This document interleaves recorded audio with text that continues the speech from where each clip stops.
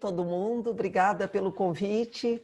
Que bom também poder estar junto, esse longe e perto aí com o Alexandre. Nossa, eu não lembro, Alexandre, se quando eu tive lá no júri do Salão de Fotografia, se a gente se encontrou, mas a gente já teve juntos, né? E de qualquer forma, né? A gente acho que se viu naquela época lá. E de qualquer forma. Não sei se no júri, mas já nos encontramos algumas vezes. Aquela ocasião fiquei um tempinho lá. E tão bom te encontrar aqui. Agradeço, nossa, aos meus queridos amigos aí da Planta Barra, né? Todos considero pessoas muito pertinho, assim. Eu tenho um carinho muito grande por vocês, né? Vocês fazem um trabalho lindo, assim, né? Estou super feliz mesmo de estar aqui e de ver as carinhas que já estão aí nos olhando, né? Bom, quando o Cris propôs, né, veio através dele, desculpem, eu estou olhando aqui só para colocar o cronômetro, pronto, para não passar, o nosso tempo é precioso, né? Cris trouxe o convite e muito aberto, assim, para a gente poder conversar juntos sobre essas aproximações que são amplas, mas também tem um lugar, né, no campo aí da arte, que é essa aproximação arte e vida, né? A gente já naturalizou falar, né, de aproximação entre arte e vida, mas se a gente for pensar, isso é uma coisa que a gente não devia nem falar, porque é conversa de doido, assim. Como é que uma coisa que a gente faz na vida vai estar fora da vida, né? Eu durante muito tempo falava, né, arte e vida, porque os artistas que aproximam arte e vida, a bandeira da arte e vida, né, eu me identifico com isso. Aí um dia eu me ouvi falando, aqueles momentos que a gente tem que dar um passo para o lado e a gente se vê, né, assim. E eu disse, mas isso não está certo, né, isso não é uma coisa lógica. Como foi que isso foi acontecer, né? Bom, aí eu faço um recuo, assim, lá para quando eu tinha 20 anos, fiquei pensando a partir do convite, né,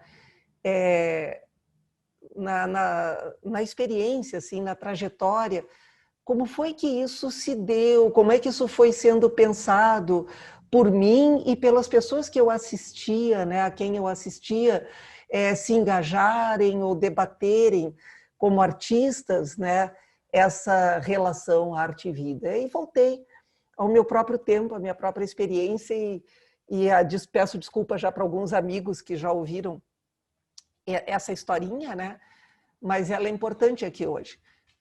Nunca vou esquecer, primeiro, da alegria de ter passado no vestibular para artes, né? De estar num curso de artes, naquela faculdade, né, que é aqui em Porto Alegre, na URGS, onde eu fiz minha formação nos anos 80, e primeiro de sentir que ali era a minha casa, era uma casa. Eu tinha pares, né? Não que eu já não os tivesse fora, na minha própria família, né? Mas era diferente ali, entre os artistas jovens em formação, estudantes, professores e tal. Só que esse primeiro momento, assim, de estar em casa, essa sensação, ela foi sendo substituída por um incômodo. Não um incômodo de desconforto na instituição. E olha que era final de ditadura, a gente tinha que ir no fim de semana com a ajuda muito arriscada, assim, do Chico, que na época trabalhava na zeladoria do prédio, né, da faculdade, abria clandestinamente para a gente entrar e pichar toda, né, quando a gente era do centro acadêmico, e fazer aquelas manifestações todas. Aí fomos levados quase a ser... Eu quase fui jubilada, o Fernando, na época, já era meu namorado, que foi meu marido, né, durante muito tempo, faleceu. A gente trabalhava, estava ali juntos, né, no centro acadêmico, e quase fomos os dois jubilados, né, e tal. Mesmo assim, eu me sentia muito, muito bem na casa, com as pessoas. Onde eu me sentia mal era na rua. E eu comecei a me sentir mal na rua, e era um sentimento completamente novo. Nos lugares onde eu sempre tinha estado em casa, eu tinha uns 19 anos quando isso aconteceu. Porque eu me lembro do lugar, eu vou contar para vocês. os lugares onde eu sempre tinha estado em casa, eu não estava mais em casa. E aí eu comecei a sentir um mal-estar, né? E comecei a perceber que esse mal-estar se acentuava quando as pessoas desses lugares, que eram os meus lugares cotidianos, me perguntavam, o que que tu fazes, né? E aí o meu mal-estar subia, eu tomava conta, eu virava uma panela de mal-estar. E eu dizia, eu sou estudante de artes. E eu comecei a perceber depois, né, que quando eu já podia dizer que eu era artista, aí eu me sentia pior ainda, nesses lugares que eram os lugares da minha vida cotidiana, né? E aí teve um dia que ficou emblemático, assim, que foi o que criou essa memória, que eu me lembro bem, numa fruteira, e eu me dei conta que ali naquela fruteira eu era uma pessoa. E quando eu estava nos lugares que eram os do meu novo campo de vida, onde eu dizia que me sentia em casa, identificada, eu era outra pessoa. Eu me sentia diferente. Então tinha se produzido uma cisão na minha vida pelo fato de eu ter entrado na universidade no curso de artes. E isso foi uma coisa muito assim desconfortável, desagradável, que na minha imaturidade ali dos 19 anos, eu não conseguia entender. Agora eu vou falar um pouquinho de gauchesa aí para quem não é daqui, né? Por que que quando eu estava naquele momento na fruteira e o que eu estava fazendo era comprar bergamota, que é a tangerina, né, ou a mexerica, depende aí do lugar do Brasil, por que que a pessoa que comprava bergamota não era a mesma que fazia arte? E era isso, por isso que eu me sentia desconfortável, né, quando eu estava nos lugares da vida, porque eu não podia estar ali como artista, eu sentia. Se eu estivesse ali como artista, a camada assim da persona, e era uma persona distinta, né, ela se adensaria de tal forma que me produzia uma distância entre mim e aquelas pessoas que, antes de tudo isso, estavam muito próximas a mim. Eram iguais. Eu tinha perdido uma horizontalidade. E isso foi um sentimento bem desconfortável, assim, que eu carreguei durante muito tempo. E hoje eu não carrego mais, né? Não carrego mais porque, em parte, pelo exercício artístico que eu fiz, pela oportunidade que a vida foi me trazendo de conversar, de debater, de desmontar até onde eu posso essa persona distinta, né, do artista ou do intelectual, mas uma camada fica, um pouco fica, uma distância permanece. E aí vai do tempo passando e a gente ir compreendendo que as diferenças, né, elas vão existir, os privilégios vão existir, que a gente vive num lugar de privilégio, de distinção, mas o que importa é a gente não se aproveitar disso, falando simplesmente, né? É a gente não se aproveitar disso e não fazer disso uma condição facilitadora para estar melhor que os outros, né? É a forma como eu acomodei isso com o tempo, trabalhando contra isso, e naquilo que eu não consigo derrubar, pelo menos, eu nunca vou tirar vantagem dessa distinção, né? O trabalho, assim, como artista, né, que me possibilitou, onde eu tive mais possibilidade de refletir sobre essa diferença, sobre essa não horizontalidade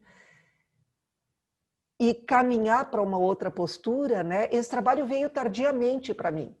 Eu só fui entender que artista eu era quando eu tinha 33 anos.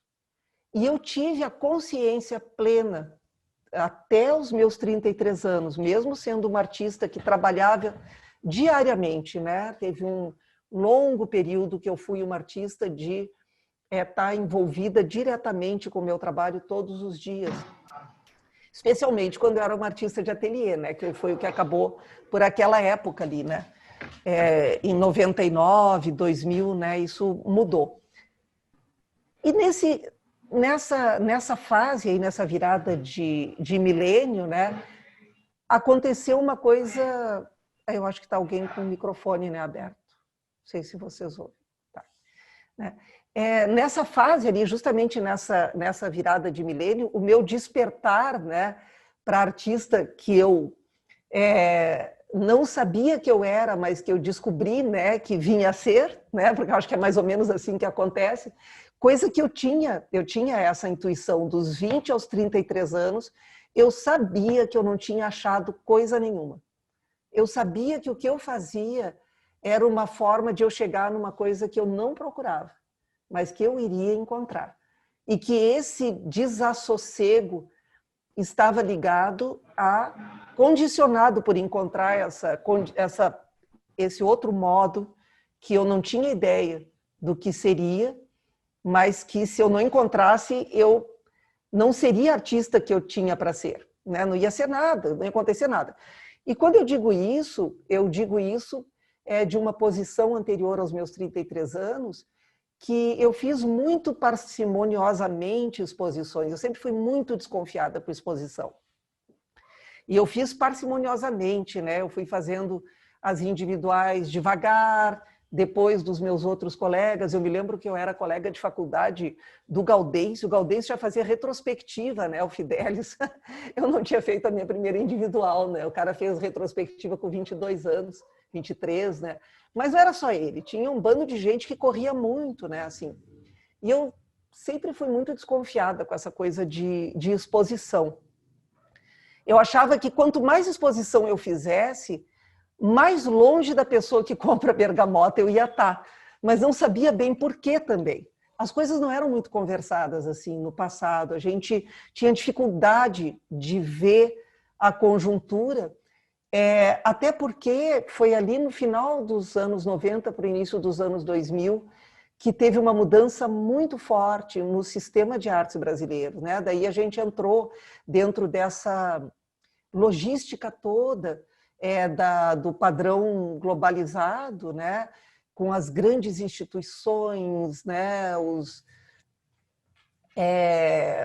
grandes centros culturais, né? Que começaram a aterrissar, né? Aí pelas várias capitais brasileiras. Então, começou tudo lá com o CCBB, depois veio o Itaú Cultural, Santander, né? E mesmo as instituições públicas começaram a imitar essa forma de funcionar, e, de repente, o nosso sistema de artes estava super voltado para a produção de muitas exposições, né? Tinha uma demanda muito grande e tinha um arranjo também profissional de trabalhos, de muitas especialidades, né? E ficou tudo muito profissional, assim, né? E eu percebi que se eu cruzasse mesmo aquela porta, eu não era já uma jovem recém-formada, eu já tinha 32 anos, né? Se eu avançasse naquele caminho, e eu já tinha feito uma trajetóriazinha até ali, né? E estava num programa, primeira edição do Rumos de Artes Visuais, que na época foi um super programa, não tinha muitos. Então aquele era um super programa, o Alexandre deve lembrar disso. E eu acabei sendo artista que ganhou o prêmio do programa, fui para Paris, lá para uma residência, e já fui naquela ocasião muito infeliz, é uma coisa engraçada, assim, porque quanto mais eu avançava, era uma avançadinha, né, gente, assim, de artista emergente, né, não é aquela coisa, né, Vicky Muniz, né, nem nada disso, né, aquela avançadinha que todo mundo aqui, eu acho, muitos de nós aqui estamos trilhando ou já trilhamos, né, mas para mim era um momento importante, porque eu tinha ganhado um prêmio, era o principal prêmio da arte emergente, e eu tinha feito um percurso naquele negócio ali do Itaú Cultural muito infeliz. Porque quando eu vi do que se tratava aquela estrutura, eu pensei, é isso que encaixota. Isso aqui, quanto mais glamuroso fica, quanto mais cheio de discurso fica, quanto mais jargão produz, quanto mais catálogo publica, menos afeta. Não afeta ninguém, não afeta quase nada. Fica nessa bolha, né? E nós estamos todos dentro de caixinhas, era essa imagem que eu tinha de mim mesma, dentro de uma caixinha que podia ser física, como era o espaço de ateliê que eu tinha, na época eu tinha, produzindo coisas que a gente encaixota e manda para as caixas do Brasil, né? Esperando sempre que uma caixa maior, por uma maior caixa e menos ocupada, uma grande caixa que esteja só a gente lá dentro encaixotado, a grande, né, individual, no caixotão, né, todo glamuroso, todo importante, para não falar para ninguém, eu pensava. Ou para falar num dialeto que não dá para falar em qualquer lugar, que não diz nada para ninguém. Então, essa sensação de uma cisão profunda, né, me fez tomar uma decisão na época. Eu tive uma companhia de um colega artista, que foi meu parceiro num projeto que já acabou em 2012, que foi o Projeto Areal, que alguns de vocês, né, devem lembrar, conhecem e tal. E a minha participação, porque aí a gente não pode falar, né, como sou só eu que estou aqui, né, a minha participação no Areal, ela era para, em primeiro lugar, desencaixotar-me dessa moldura, que era esse lugar da arte na sociedade, com o seu público, com os seus profissionais, com os seus jargões, com a sua produção, dentro de um círculo fechado que, a meu ver, não afetava o que importa, né? Me desencaixotar disso. E depois me desencaixotar da minha própria persona, né, de artista, que eu começava a perceber que parecia que criava uma diferença em relação a outras pessoas. E aí, claro, a partir de lá, então, eu passei a refletir muito, né, sobre esse fenômeno da distinção social, que, claro, está muito colada à figura do artista, do intelectual e até do público de arte, quando ele se identifica assim, porque não é para menos, né, gente? No passado da arte, lá no passado europeu dela, ela foi durante quantos séculos, né? É um produto na mão de aristocratas, né? Da classe mais podre da sociedade, né? Produto da nobreza, né? Produto dessa gente aí que deixou um complexo de ascensão social para a pobre burguesia, vulgar burguesia, né?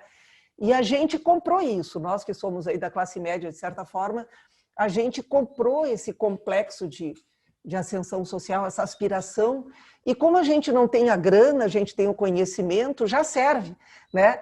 Claro que eu não estou querendo aqui fazer uma fala para baixo e nos depreciar, é só uma autocrítica que eu fiz a mim mesma, e por outro lado, agora a parte legal para a gente, né, assim, para a gente não ficar deprimido aqui, né? Mas a parte legal da arte é que a gente consegue ver isso, que nós somos críticos, né? Fora que muitos de nós, uma grande parte, a grande maioria, eu acho, nós somos boa gente, né? Cheio de boa gente aí, cheio de boa gente que não quer sentir satisfação na vida por uma escalada puramente social que te distinga, que te deixe diferente, que te deixe melhor, que te deixe mais prestigiado, né? Então, a partir, eu estou vendo ali 17 minutos, eu vou encaminhando, né, para deixar aí o ponto para a nossa conversa depois. Quando eu deixei de fazer exposições, né, lá em 2000, fiz uma que outra, assim, quando tem amigos envolvidos, né, mas uma que outra mesmo, acho que foram duas. Né? Eu nunca mais fiz exposições, né? Mas não foi por nada em relação aos objetos de arte, nada em relação ao cubo branco como uma linguagem, nada em relação à linguagem nenhuma, à possibilidade poética nenhuma. Foi porque eu percebi, né, que esse esquema que sustenta as distinções, ele é preguiçoso também. Ele quer trabalhar com aquilo que ele sabe, e com o que ele sabe trabalhar é produto, né? É produto e é evento, é no lugar, no espaço, no tempo, com a marca, com as pessoas, né? Então, esse produto, evento cultural, eu pensei, se eu sair disso como artista, eu não fizer mais nada que alimente esse monstro, né? Por que monstro? Porque ele nos convence que a arte só existe através dele, quando é uma mentira. A arte não precisa de evento cultural. Não precisa de nada, na verdade, além de duas pessoas, em qualquer lugar. Além de uma pessoa, em qualquer lugar, em qualquer situação. Né? Então, toda essa ideologia para sustentar só uma máquina pobre funcionando, uma máquina de fabricação de distinções. Né? Então, toda a caminhada, assim, de lá para cá, foi sem manter um currículo, né? Eu destruí todos os meus currículos e nunca mais eu anotei nada do que eu fiz. E me dei conta, isso já faz uns 12 anos que eu fiz isso, que eu destruí os currículos e passei a nunca mais anotar nada. E eu me dei conta que eu continuei trabalhando num monte de lugares, sendo convidada, fazendo parcerias, participando de um monte de coisas, né? Ninguém pede esse tal de currículo.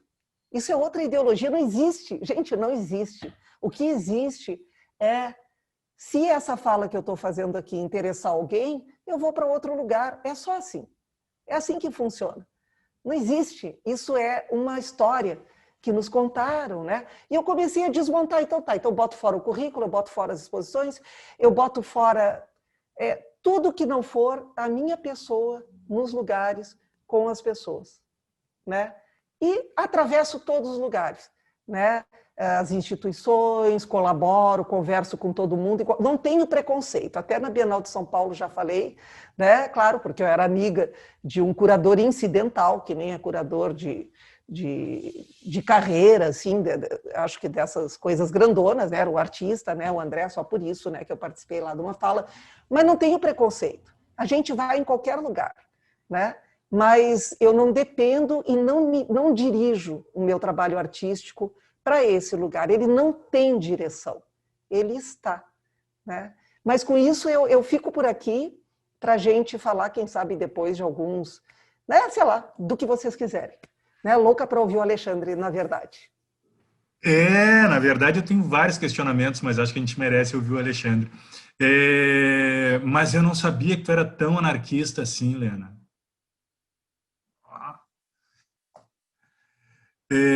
Bom, Sequeira, não sei se tu vai querer compartilhar alguma coisa. Acho que a gente vai fazer isso, a gente vai fazer a fala, o Sequeira vai fazer a apresentação dele e depois juntos a gente vai conversar sobre tudo isso que aconteceu, né? E que está acontecendo. Que falar depois de uma fala como a da Maria Helena, né? Que delícia te ouvir, que lindo. Muitas coisas me identifico incrivelmente, outras, infelizmente, me sinto um prisioneiro, diferente de ti, por exemplo, estou na academia, onde tem o tal do currículo do Lattes, né? Eu brinco que é o Lattes, mas não mordes. Então, é o meu currículo Lattes, mas não mordes, porque eu não sei nem para que essa porra serve, porque a gente põe tudo lá e nem o salário aumenta, então, porra, o que afinal de contas, essa onda aí? Mas, enfim, me sinto às vezes um prisioneiro. Mas, sabe, Maria Helena, tem umas coisas que eu lembrei aqui e que também, por sorte, tem algumas obras do destino, assim. Eu lembro da minha primeira exposição individual em São Paulo, que, na verdade, foi o primeiro grande canto da sereia, né? Aquela coisa para a pessoa perder a rota, era no Itaú Cultural, a individual.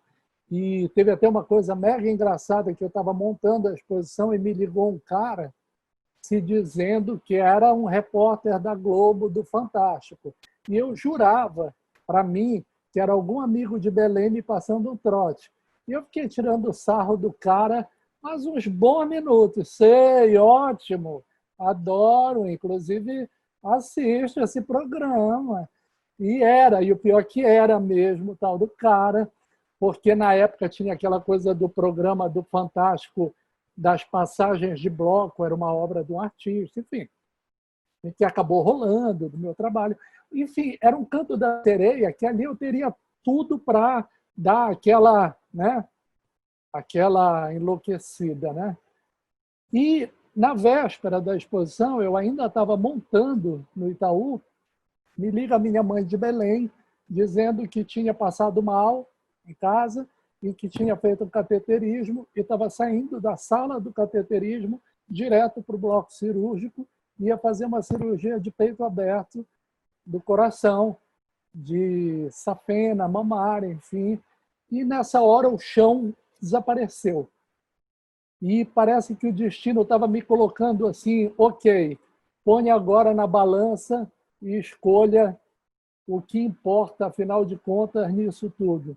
E olha, tudo aquilo fantástico, exposição, tudo aquilo ruiu, feito um castelo de cartas, e o meu pensamento todo se voltou para as pessoas que eu amo, para as pessoas, enfim, que me fazem ser quem eu sou. E aí eu reuni rapidamente com a equipe do Itaú e pedi um grande favor. Eu queria que a gente virasse agora, até a hora que for, para deixar a exposição toda montadinha, porque se acontecer algum contratempo, porque a minha mãe implorou que eu não voltasse.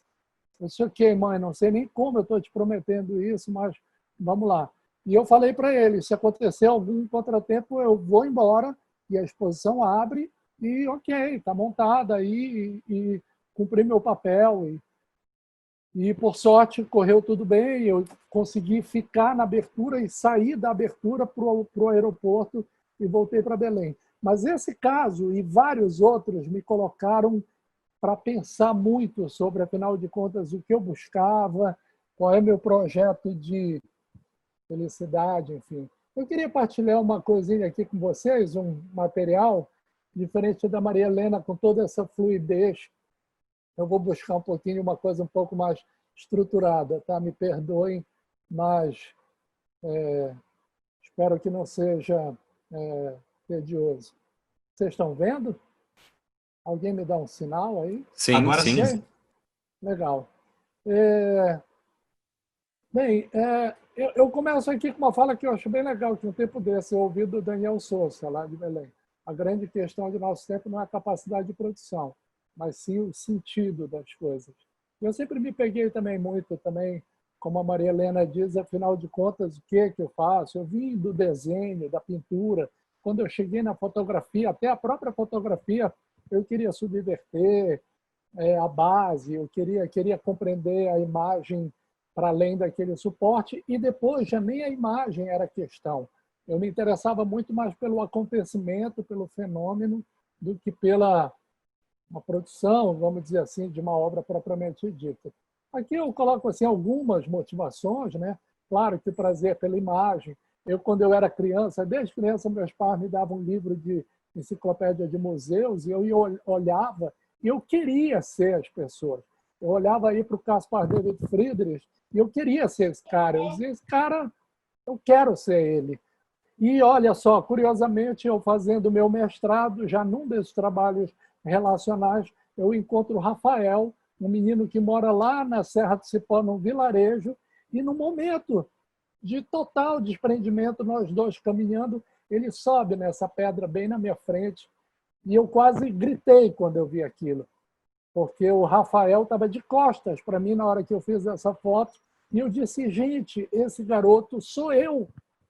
Ele é exatamente a projeção de tudo que eu quis ser desde criança.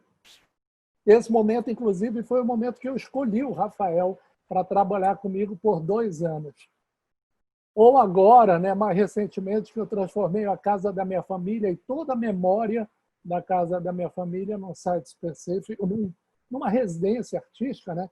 Isso daí é o site específico que foi montado para a abertura da residência artística e que eu até hoje recebo. Curiosamente, vou receber agora, dia 19, a primeira artista já num período de início de relaxamento aí da pandemia, mas ainda vamos estar trabalhando no álcool em gel e na máscara, mas é a Ana daí de Porto Alegre, que ganhou agora o Diário Contemporâneo de Fotografia, e o prêmio é justamente uma estada aqui. Então, ela está vindo para Anacanã. E ela está vindo primeiro para passar 4 dias para abertura, aí volta para Porto Alegre, e a residência vai ser em março. Enfim, imagens que eu começo a também superpor. Aí o Lucas, que eu encontrei, um menininho de 5 anos de idade, em Nazaré do Mocajuba, um dos trabalhos que deu uma disparada nessa minha relação de trabalhos, enfim, de encontro colaborativos. O Lucas hoje está com 19 anos de idade, é meu afilhado, e os meus vínculos, meus trabalhos têm um pouco disso, eu nunca consigo desmamar, a minha família vai só aumentando, e eu convivo com todo mundo, e o Lucas é um presente que o destino me trouxe e que também faz com que essas essas fronteiras entre arte e vida se tornem tão difusas, né? O mundo, eu sempre acreditei no mundo como algo inventado, como quando o Rafael, que eu falei para vocês, me confidenciou que tinha medo porque a vila dele estava sofrendo ameaças de discos voadores. Ele me apresentou esse projeto que ele queria construir uma armadilha para capturar discos voadores. E eu construí com ele a armadilha e a gente virou o jogo. A vila toda começou, primeiro, a reconhecer aquele garoto que antes todo mundo ria e dizia que era um garoto perdido em fábulas e um grande sonhador. O Rafael foi se transformando no grande guardião da vila e com quem eu convivi por 2 anos, e foi uma experiência linda demais. A crença na existência de um duplo.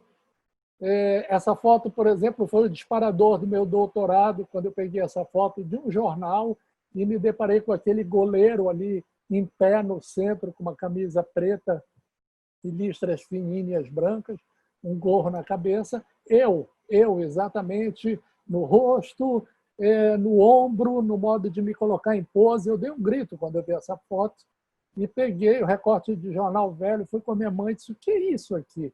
Quem é essa pessoa? Ela disse: é teu avô, que era o goleiro do primeiro formação do time aqui de Belém, e foi quem comprou a casa, essa casa que eu estou falando, e que hoje eu sou o último morador da casa.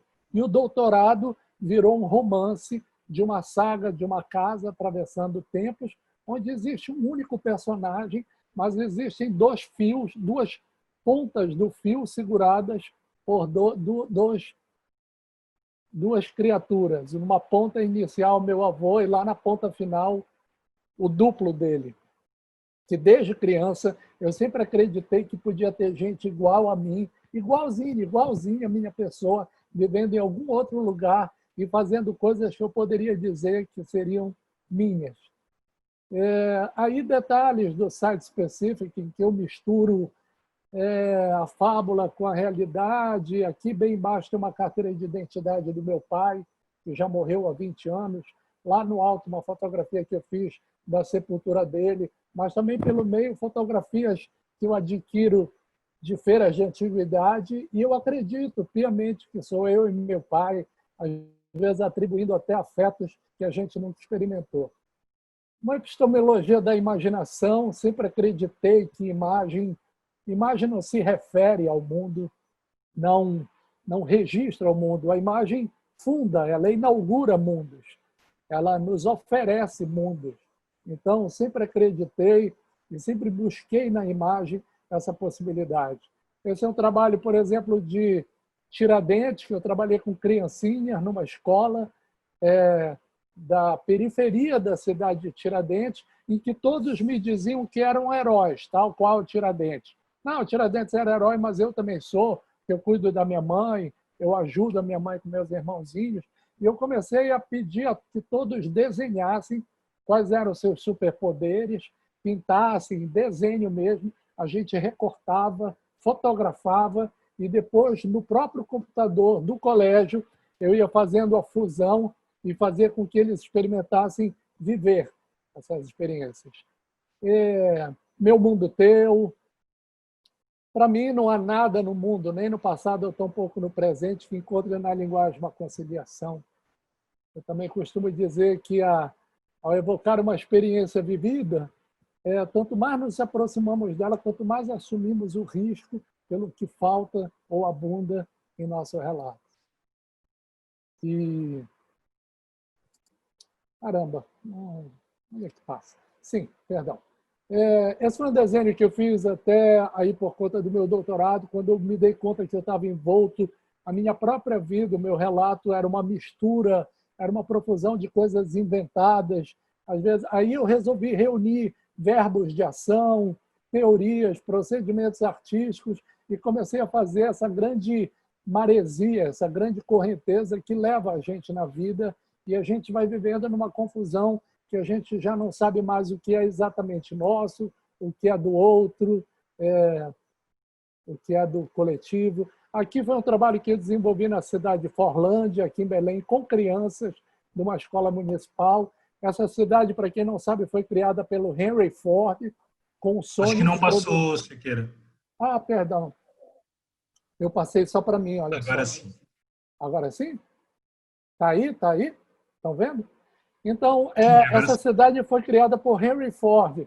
Ele fez uma cidade no interior do Pará para coletar borracha, para abastecer as indústrias dele de pneus na América, e foi um fiasco, né? Porque ele só não sabia o que era Amazônia. Levou uma peia, metade dos funcionários dele morreram de malária, mas a cidade hoje ainda existe, uma vila, parece uma vila meio fantasma, com várias edificações da década de 1920 super-americanas, e, ao mesmo tempo, nativos morando, né? E eu resolvi fazer um trabalho com eles, com a garotada, de fotografar e transformar em carimbos. E esses carimbos, na verdade, as crianças brincam de recompor essa paisagem, enfim, essa cultura visual do seu lugar, compreendendo valores que são ribeirinhos e valores americanos. Os carimbos ficaram no colégio como material educativo. Com eles mesmo também eu falei que surgiu uma vila por conta de uma semente, mas não deu certo, que essa semente era um sonho de uma única pessoa, com objetivos só para ele. E falei, se a gente tivesse que plantar outras sementes aqui, de que Forlândia está precisando para avançar? Bora criar essas sementes? E eles criaram 20 sementes lindas, uma mais linda que a outra. Aqui tem só duas, a semente de felicidade e a semente de criatividade. Eu fiquei com vontade de levar para um laboratório e eu queria essas sementes para plantar por aí, porque eles me deram uma lição de cidadania que é um tapa na cara de muito político, né? E aqui no Vale do Jequitinhonha, garotos da periferia também que eram mal vistos no centro da cidade, achavam que eles iam roubar, que eles iam não sei o quê. Acabamos fazendo uma guerrilha visual em que eu projetava esses meninos que não eram bem quistos nas casas mais abastadas do centro, e eles aí comigo gritavam, isso aí, é nós na cidade, é nós ocupando. Os carros freavam, batiam palma da janela. Enfim, um gesto muito simples, mas um gesto de guerrilha em que a gente brincou de mudar o mundo a partir de imagens, né? Aqui entre o eu e o outro e ninguém, quando existir se rende ao encantamento. Eu misturo as coisas da minha vida com a dos outros, a ponto de, por vezes, nem saber se foi ou se não foi. Mas acho que é porque não há tempo nem razão para separar.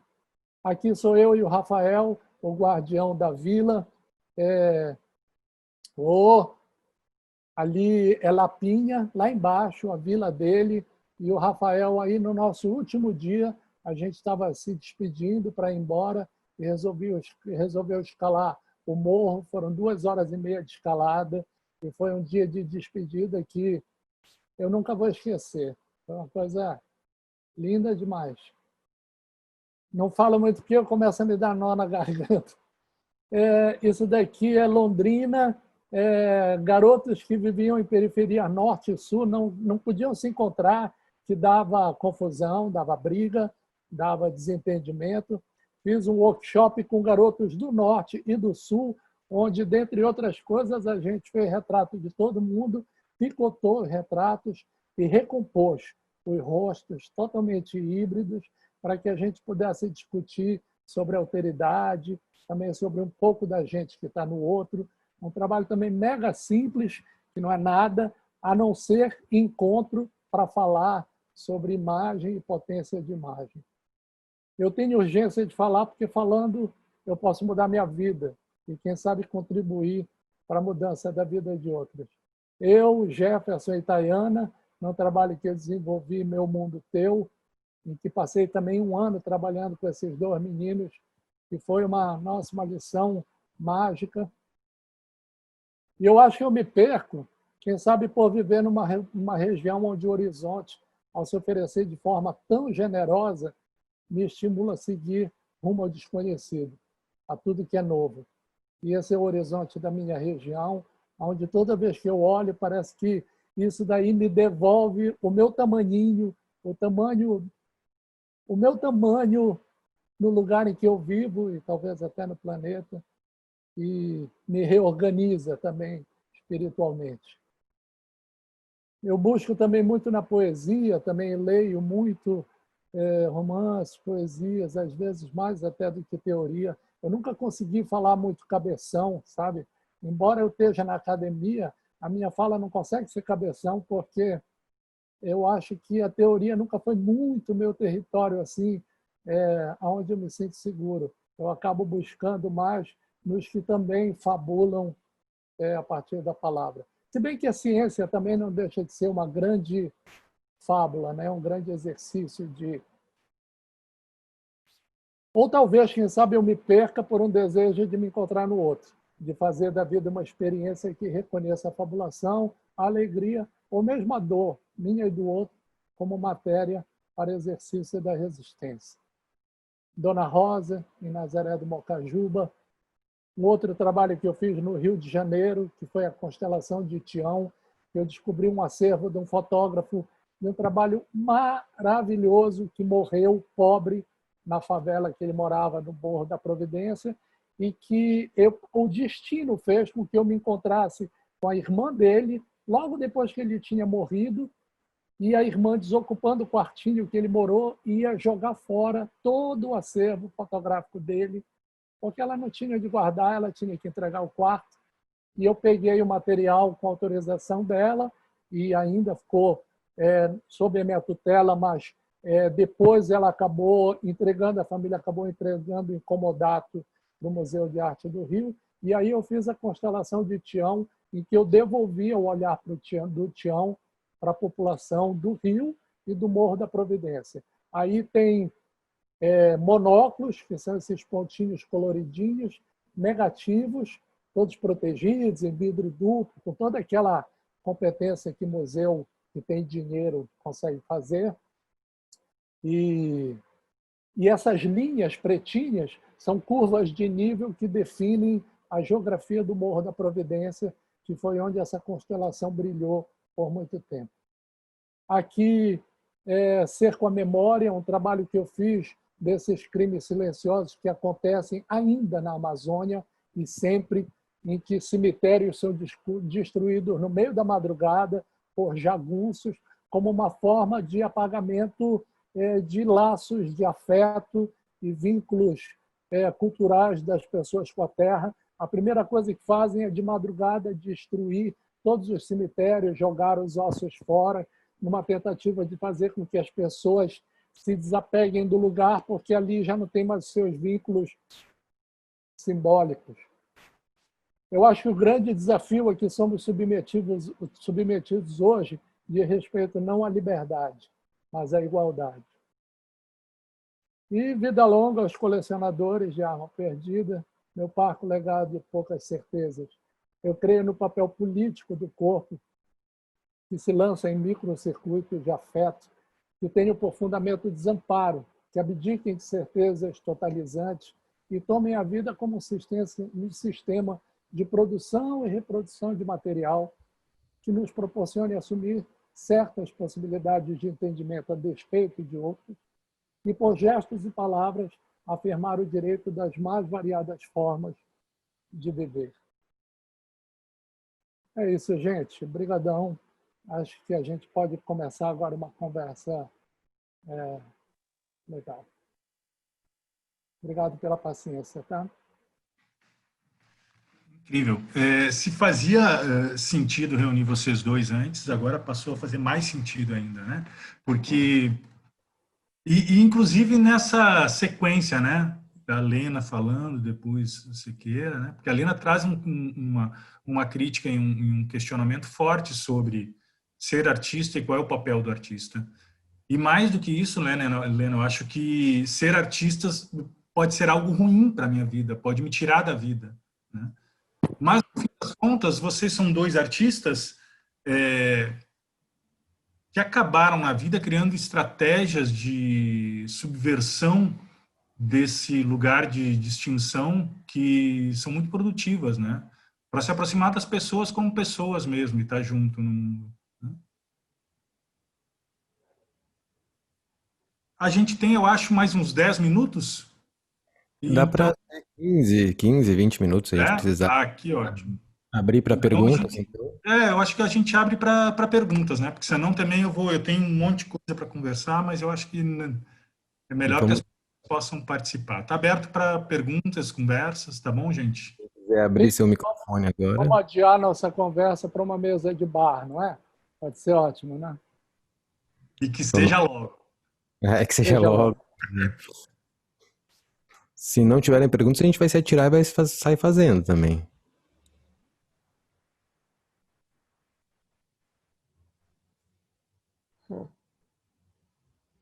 Fica todo mundo tímido quando a gente chama as perguntas. As pessoas podem se desmutar, Léo? Pode? Então tá. Podem só apertar a barra de status, a barra de espaço, ou clicar ali no microfonezinho. Quem quiser falar, pode falar direto. Se não, vamos nós também e a gente Bom, se aproveita. ninguém tem pergunta, eu tenho uma questão, então. Porque eu acho assim, acho que nesse lugar de quebra dessa distinção, né? Porque eu acho que tem uma coisa que é interessante em se dizer artista, né? Que é a possibilidade de fazer qualquer coisa. Né? A gente tem a possibilidade de construir uma casa para que ela caia. Um engenheiro, um arquiteto pode fazer isso. Né? A gente pode se dar o luxo de querer construir uma casa para que ela caia. Né? E isso é interessante, né? Me parece. Mas eu acho que, por exemplo, a gente pôde ouvir aqui muitas estratégias, que são as estratégias do Alexandre, para reduzir, pelo menos, né? Para conseguir um lugar horizontal de contato com pessoas, com humanos e não humanos, eu acho. Aí, né? É com humanos, mas é também com não humanos, é com animais, é com plantas, né? É com os lugares. Mas eu queria ouvir um pouco de ti, Lena. Quais são as tuas estratégias? Assim? Eu sei de algumas, mas eu acho que o pessoal não conhece. Algumas pessoas não conhecem. Né? Bom, eu acho também interessante, talvez só, de dizer que eu estou nos últimos 5 anos observando o artista visual que eu fui até 2015, e enquanto eu observo, eu escrevo, né? Eu tenho me dedicado bastante à literatura, que eu não achei que fosse me dedicar especificamente, escrever sem partir das artes visuais, que o escrito sempre participava, né, do meu trabalho como artista visual, já, né, todo esse período aí do século XXI, né, desde a virada do século. Mas eu tenho observado a artista visual que eu fui e não estou enxergando a artista visual que eu serei, o que é uma coisa boa, né, que eu virei a ser. Enquanto eu não enxergo nada, eu escrevo, né? E também eu fiz um esforço, assim, nesses 5 anos, de me desligar, né, daquilo que eu tinha associado através da construção do meu trabalho, que era isso, né? Maria Helena é aquela pessoa que faz, enfim, que trabalha estando aí, está trabalhando, e das situações que vão se apresentando, ela vai abraçando. Essa era uma das estratégias, né, que eu chamava de encostia, que é um termo até tirado dos agricultores que praticam enxerto, né? Uma vez eu vi um agricultor dizendo que na agricultura tudo dava certo quando se encostava uma coisa na outra, né? O cara disse, encosta que dá certo, era o jeito dele explicar uma técnica de enxerto, de produzir um enxerto, né? Uma muda por enxerto. E eu praticava isso, né? Uma das estratégias era essa, né? Era artista, então, que na sua vida cotidiana para em alguma situação. Era isso, se encostar, né? Encostar é não invadir a situação, não sugar a situação, simplesmente estar ao lado dela e ver o que acontece. Aí vem as propostas, aí vem uma conversa que te leva para uma outra direção, né? Inclusive teve uma experiência, para dar um dado concreto dessa artista que eu fui até 2015, que o Cris se referiu, né? Que é uma experiência dos pôneis, né? Lá da estrada, que não sabe de nada, resultou num livro, que foi uma experiência de 6 anos. As experiências estavam cada vez mais longas, né? Que eu vivi com a minha amiga e artista visual, Ana Flávia Paltzeroto, na cidade de Eldorado do Sul, aqui perto, né? Então, eu propus, assim, a partir dessa encostia, né, como procedimento, que a gente aceitasse tudo que viesse que fosse saudável. E a Ana também propôs as estratégias dela, né, de diálogo, de conversa, de escuta. A minha era essa: o que propuserem, que não fizer mal, estiver ao meu alcance, for para coisas positivas e alegres. Bom, a gente entrou a pé em Eldorado e saiu com 4 pôneis, teve que comprar um sítio. A sorte é que na época tinha um prêmio que eu me candidatei lá e ganhei a minha parte, né, que precisava, porque eu não ia ter onde botar os pôneis, né, depois de 6 anos. E isso a gente relatou depois num livro, né? Então, eram práticas assim: encosta numa situação e espera, simplesmente aceita, conhece as pessoas, vê como elas vivem, né? O que a gente pode aprender. A gente aprendeu muito ali sobre o gaúcho a pé, né? Esse gaúcho que mora na periferia de Porto Alegre, que vem a Porto Alegre para trabalhar no supermercado grande, ou na construção, né? Ou no comércio, ou como cobrador de ônibus, não sei o quê, mas ele veio do campo e parou na periferia de Porto Alegre, que do outro lado do nosso Guaíba já é campo, né? E ali ainda é um lugar que ele reconhece como sendo o lugar dele. E Eldorado do Sul era isso. Eram pessoas campeiras, né, que não tinham mais espaço para ter o seu cavalinho e já tinham essas atividades urbanas. E a gente ficou 6 anos ali convivendo com essas pessoas na encostia e começamos a nos envolver no ramo dos cavalos, que não tinham, enfim, não tinham para onde ir, e dos cavalos mais chatos de todos os cavalos, né, mal-humorados, que ninguém queria, que eram os pôneis, que, claro, né, foram todos jogados em cima das forasteiras que não entendiam nada de cavalo e estavam ali. A gente, enfim, se associou a um potreiro e foi indo. Foram 6 anos nisso, isso era um dos procedimentos, né? E eu digo que de 2000 para cá, até 2015, esses 15 anos, foram de desaprendizado, demora muito para tu desaprender.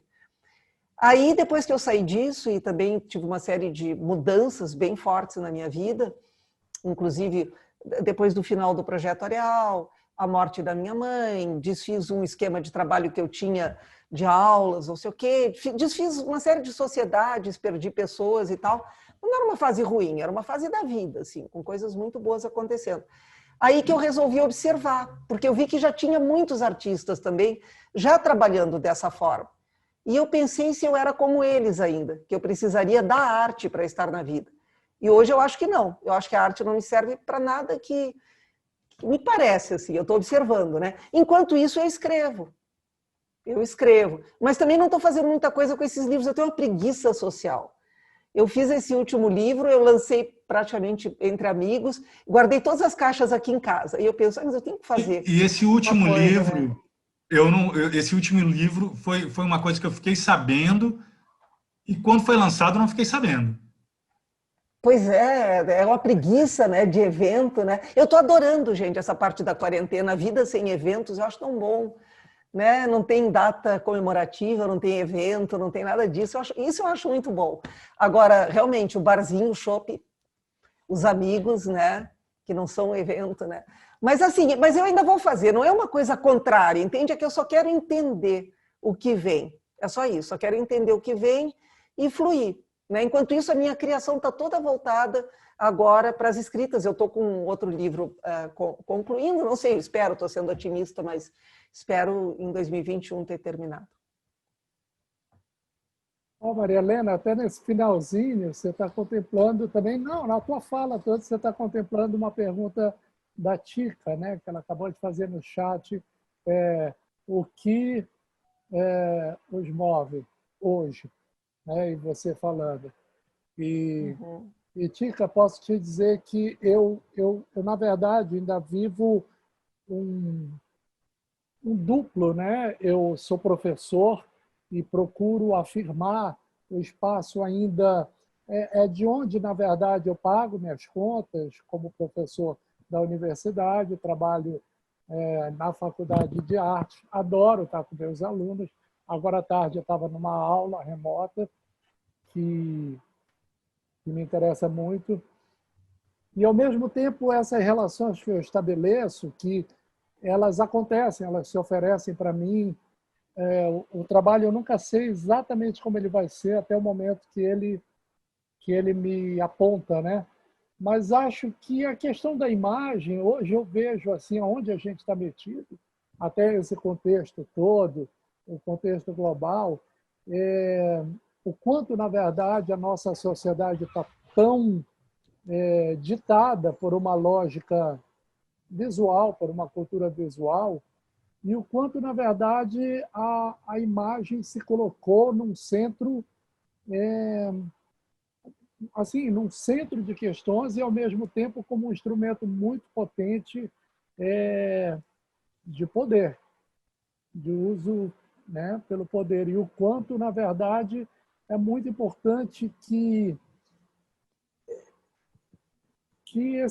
alguns encontros aconteçam em torno de possibilitar que todos, né, não apenas alguns que se dizem letrados, mas que todos sejam capazes de aprender uma imagem com todas as suas dobras, né, de possibilidade, de significação, enfim, uma certa apropriação crítica do que constitui efetivamente uma imagem. Então, é um exercício que, na verdade, me satisfaz também na medida em que me constrói nesse entendimento de imagens.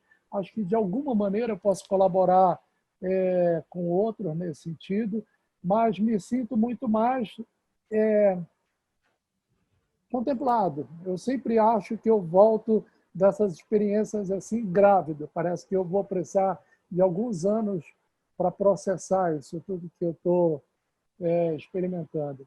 Acho que talvez, eu não sei se eu te respondi, Tica, mas sem dúvida alguma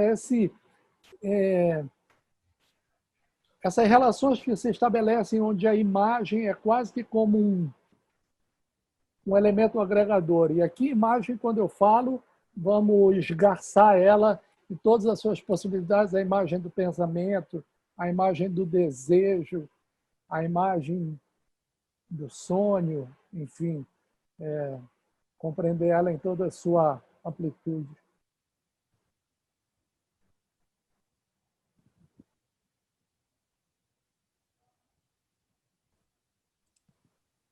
A palavra está aberta, se alguém tiver alguma... Olha, tem uma pergunta aqui, Movimento Santa Catarina, sobre a imagem. Da dispersão. Aquilo dali, eu queria te falar, eu não sei, eu estou falando com alguém que é do movimento, né? Esse trabalho, por isso que eu não estou te falando, chamado pelo nome. Esse trabalho ele teve um deslocamento muito curioso, que ele é uma apropriação poética de um momento que não corresponde exatamente à destruição dos cemitérios. Eu estava numa festividade do Dia dos Finados, aqui no Nordeste do Pará, em que eles têm umas cerimônias que eles chamam de iluminação.